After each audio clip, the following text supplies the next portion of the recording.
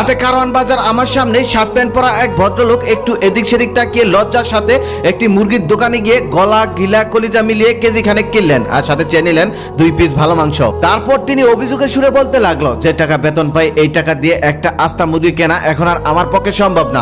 আগে সবসময় সোনালী মুরগি কিনতাম, ব্রয়লার মুরগির দিকে ফিরেও তাকাতাম না, আর এখন সেই ব্রয়লার মুরগির দাম প্রতি কেজি 240 টাকা। ভাবতে পারেন, এখন সেই ব্রয়লার মুরগির গিলা কলিজা দিয়ে কাজ চালাতে হচ্ছে। 2 পিস ভালো মাংস কেন চেয়ে নিলাম জানেন? কারণ বাসায় ছোট্ট একটা ছেলে আছে, সে ওইসব গলা গিলা খেতে চায় না, কান্না করে, তাই তার জন্য জাস্ট 2 পিস ভালো মাংস নিলাম। লোকটা এই বলে দীর্ঘশ্বাস ফেলে চলে যেতে লাগলো। যাওয়ার সময় বলে গেল, আগে যেই টাকা দিয়ে মুরগি কিনতাম এখন সেই টাকা দিয়ে মুরগির ঠ্যাং কিনতে হয়। জিনিসপত্রের দাম হুড় করে বাড়ে কিন্তু বেতন তো বাড়ে না। কিভাবে আমরা সাধারণ মানুষ বেঁচে থাকবো? আগে মুরগি কিনে ঠ্যাং ফেলে রেখে যেতাম, আর এখন ঠ্যাং কিনে 2 পিস মাংস চেয়ে নিতে হয়। আমি পুরো সময়টা লোকটার পাশে দাঁড়িয়ে তার কাণ্ড কারখানা দেখলাম আর মনে মনে ভাবতে লাগলাম লোকটা হয়তো বাড়িতে যাওয়ার পর এই গলা গিলা রান্না করার পর ওই 2 পিস ভালো মাংস তার ছেলের পাতে তুলে দেবে। ছেলে হয়তো তখন বলবে, বাবা তুমি মাংস খাও না কেন, তুমি সবসময় গলা গিলা খাও কেন?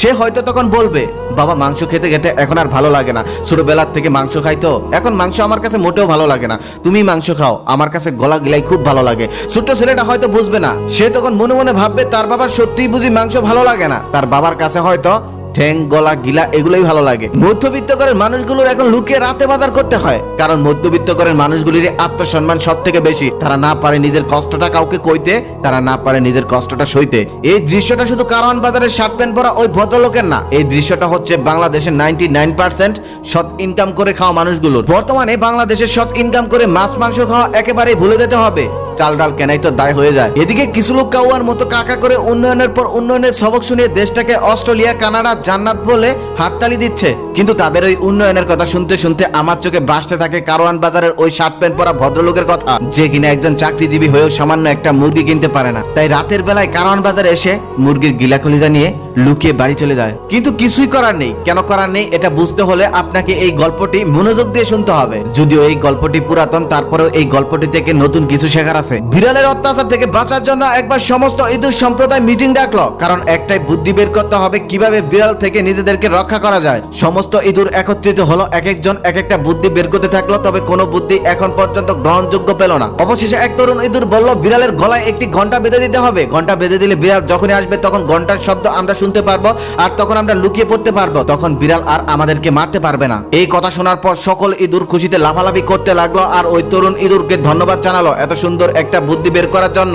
সবাই যখন এই বুদ্ধিটা নিয়ে আনন্দ করছিল, ঠিক সেই সময় এক বৃদ্ধ ইঁদুর দাঁড়িয়ে বলল, বিড়ালের গলায় ঘন্টা বেঁধে দিলে আওয়াজ হবে ঠিক, যখন বিড়াল আসবে তখন আমরা বুঝতেও পারবো ঠিক, তখন আমরা লুকিয়ে পড়তে পারবো, বিড়াল আর আমাদেরকে মারতে পারবে না, সবই ঠিক। কিন্তু বিড়ালের গলায় ঘন্টা বাঁধবে কে? সবারই তো জানের ভয় আছে। বৃদ্ধ ইঁদুরের মুখে এমন কথা শোনার পর সমস্ত ইঁদুর একদম ভয়ে চুপসে গেল, একদম চুপ হয়ে গেল। ঠিকই তো, বিড়ালের গলায় ঘন্টা বাঁধবে কে? বিড়ালের গলায় ঘন্টা বাঁধার ক্ষমতা তো কোনো ইঁদুরের নেই। সুতরাং আর বিড়ালের গলায় ঘন্টা বাঁধা হলো না, সমস্ত ইঁদুরকে অত্যাচার সহ্য করে সারাটা জীবন কাটিয়ে দিতে হলো। এই গল্পটা থেকে কিছু বুঝলেন? না বুঝলে বাসায় গিয়ে ফিটার খান। কবিরা কিছু কিছু গল্প কাল্পনিক লিখে গেল, একটা সময় পর সেই গল্পগুলো বাস্তবে রূপ নেয়। আমিও আর কিছু বলতে চাই না, কারণ এর থেকে বেশি কিছু বলার আমারও সাধ্য নেই, কারণ আমিও ওই ইঁদুরের মতো।